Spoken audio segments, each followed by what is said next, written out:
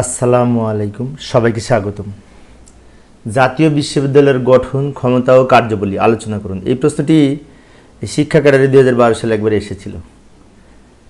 তো এইটা বিশেষ করে সহজ প্রশ্ন, তারপরেও একটু আলোচনা করলে দেখলে মনে থাকবে, সেই জন্য আজকের এই আলোচনা। প্রথমে আমরা লিখতে পারি যে 1992 সালের 20 অক্টোবর জাতীয় বিশ্ববিদ্যালয়ের আইন পাশ হয়। এই প্রতিষ্ঠার আইন পাশ হয় 1992 সালে, এবং গাজীপুরে এই যে 12.39 একর জমির উপর প্রতিষ্ঠিত জাতীয় বিশ্ববিদ্যালয়ের এই শিক্ষা ব্যবস্থাপনার গুরুত্বপূর্ণ ভূমিকা সারা বাংলাদেশে সব কলেজগুলো পরিচালিত হচ্ছে এই জাতীয় বিশ্ববিদ্যালয়ের মাধ্যমে, তাই না? এখানে আরও আমরা লিখতে পারি, বিশেষ করে জাতীয় বিশ্ববিদ্যালয়ের ভূমিকা সম্পর্কে আরও লিখতে পারি। বাংলাদেশের বিভিন্ন কলেজ শিক্ষায় যে সমস্ত স্নাতকোত্তর পর্যায়ে পাঠ্যক্রম, পাঠ্যসূচির যুগোপযোগীকরণ, শিক্ষার গুণগত মানের উৎকর্ষতা সাধন, শিক্ষক প্রশিক্ষণ সহ কলেজ শিক্ষার সার্বিক বিষয় তত্ত্বাবধান করা এবং দেশের সকল কলেজের পাঠ্যসূচি প্রণয়ন, মূল্যায়ন এবং নির্ধারণ করার ক্ষেত্রে জাতীয় বিশ্ববিদ্যালয়ের অন্যতম গুরুত্বপূর্ণ ভূমিকা পালন করে থাকে। এগুলি আমরা ভূমিকায় লিখতে পারি। এবং এই লক্ষ্যে জাতীয় বিশ্ববিদ্যালয়ের degree pass course, honours, masters, BEd, MEd সহ এলএলবি পর্যন্ত এখন বর্তমানে এই জাতীয় বিশ্ববিদ্যালয়ের পাঠ্যসূচিতে অন্তর্ভুক্ত করা হয়েছে। তো এই আমরা নিজের মতো করে এই বিশেষ করে ভূমিকা আকারে কিছু লিখব। তো এবার আমরা দেখব জাতীয় বিশ্ববিদ্যালয়ের গঠন কাঠামো। জাতীয় বিশ্ববিদ্যালয়ের বিশেষ করে যে চ্যান্সেলর, ভাইস চ্যান্সেলর এবং সিনেট, সিন্ডিকেট ও একাডেমিক কাউন্সিলের সদস্যবর্গ নিয়ে গঠিত।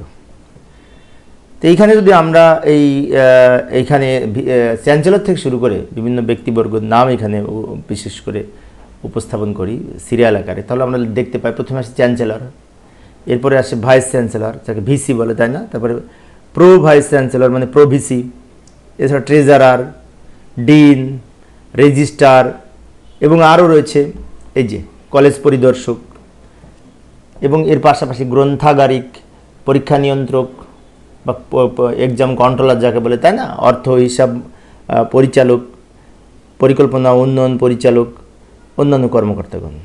অর্থাৎ পূর্বের পৃষ্ঠে আমরা কী কী দেখলাম? চ্যান্সেলর, ভাইস চ্যান্সেলর, তারপরে হচ্ছে কি যে প্রো ভাইস চ্যান্সেলর, তাই না? ট্রেজারার, তারপরে ডিন, রেজিস্ট্রার, এবং সাথে যে এইখানে আছে কলেজ পরিদর্শক, গ্রন্থাগারিক, পরীক্ষা নিয়ন্ত্রক, অর্থ হিসাব পরিচালক, পরিকল্পনা উন্নয়ন পরিচালক এবং অন্যান্য কর্মকর্তাদের নিয়ে এই জাতীয় বিশ্ববিদ্যালয়ের গঠন কাঠামো পরিচালিত হয়। এবার এই সাংবিধানিক নিয়ম অনুযায়ী বাংলাদেশের রাষ্ট্রপতি হচ্ছে চ্যান্সেলর।